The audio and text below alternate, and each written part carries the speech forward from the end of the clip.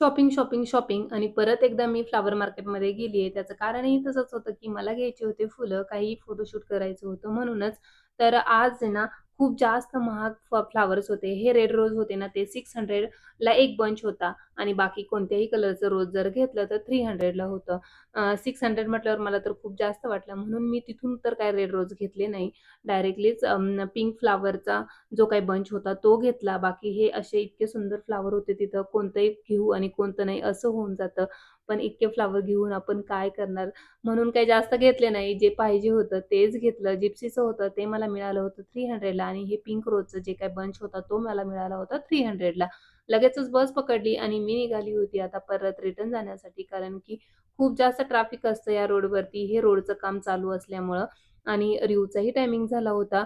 खरं तर, पण त्याला घ्यायला एका फ्रेंडला सांगितलं होतं. तिने त्याला घेतलं आणि मी घरी पोहोचताच लगेच त्याला घ्यायला गेले वरती. त्याला घेऊन आले.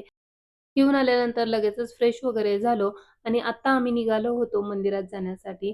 पाठीमागे काहीतरी कार्यक्रम असल्यामुळं तिथं महाप्रसाद सुद्धा होता. पहिल्यांदा गेल्यावर तर दर्शन वगैरे घेतलं. दर्शन झाल्यानंतरनं भूक तर खूप जास्त लागलेली होती. कारण की आज स्वयंपाक मी काहीही बनवला नव्हता. जसे फ्लॉवर मार्केटमधनं जाऊन आले, तसंही मंदिरात गेले होते आणि तिथं जेवण वगैरे झालं आणि त्यानंतरनं मग घरी आलो. मशीन वगैरे झाली होती म्हणून लगेचच कपडे वगैरे सुकत घातले. आजच्या दिवसाचा एंड मात्र या आईस्क्रीमने